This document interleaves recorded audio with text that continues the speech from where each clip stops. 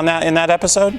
Was Ricardo feeding me? Yeah, I think that's right. Feeding you a big burger? Yes, Ricardo fed me a big burger. It's a dream of some of them. There's a lot. I just check out all the fun places. You really do. I have yet to go check out Schools First. I should go there.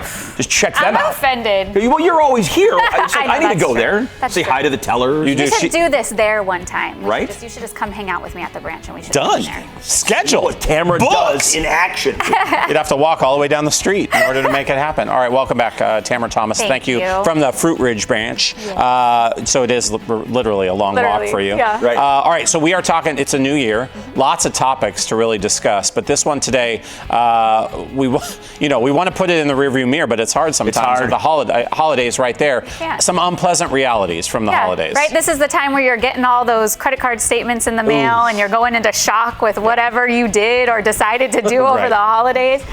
So I think one of the most important things to remember out there is you're not alone. Spending was up this year, which is pretty incredible if you just think about the times that we're in. I think Forrester said we're over $1 trillion spent during the holiday season, up 3.7% from last year. Wow. So that's a lot of us out there spending. So remember, you're not alone. And if you did get that shock when your credit card statements came in, it's time to just kind of buckle down and see what we're going to do to take care of it. I spent $1 billion of that trillion. Is that right? Yeah, so my cards are maxed. Okay. All right, let's get to the first step because I know we got to get through this. So the very first step that we need to do when we face this debt. So the best thing to do is collect all your credit card statements and let's just keep track of what you have. So kind of face it head on, categorize your debt. Let's look at what are your balances, what are your interest rates, and what are your monthly payments so that you can kind of figure out a plan that's going to help you kind of tackle that debt successfully. Okay. Cool. And so we know everything we have. We've done our homework, put everything side by side.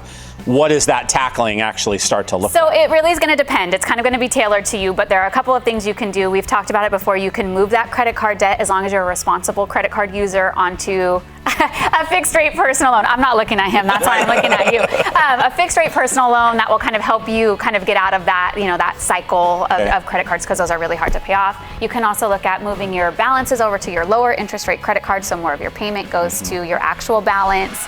Or a 0% interest rate card as well. Yeah. But if you're not in a position where you can take out more loans, it's a really good time to look at your budget. What do you have extra that you can start kind of plugging away at one of those cards so that you can see some progress? But I need Netflix and Paramount Plus and Peacock and Hulu and all the things. That's the next thing you want to do. It's time to make some lifestyle changes, right? So if you're struggling with this holiday debt, think about eating out. You're splurging on morning coffee, right? All the subscription services that maybe you don't need. Yes, they are great and a luxury, but they're not really a need. They're more of a want, right? So it's time to start. So these are the strategies for staying on track right here. And remember, it's just temporary until you kind of get that debt under control. Then you can go back to enjoying those cards. And that might make it easier for people if you know that, hey, I just have to buckle down for these 6 months or 9 months or 3 months even, and just to get through. Let's hope it's 3 months. Let's hope it's 3 months. Right, exactly. Let's hope it's 3 months. Depending on how much spending that you've done. All right, any last second tips for us before we let you go? Sure. So I think it's also a really good time. I know it seems like the holidays are, if we have another year. You really don't, right? They're going to come around every year. So once you kind of get a handle on that debt, it's a really good time to think about saving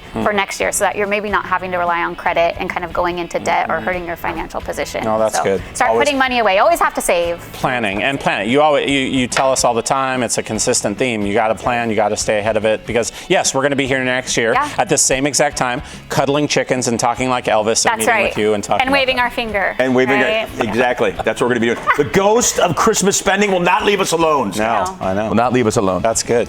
That ghost. Schools First Federal Credit Union, Tammura and all our colleagues always love having you guys on. SchoolsFirstFCU.org for a little more info on the web.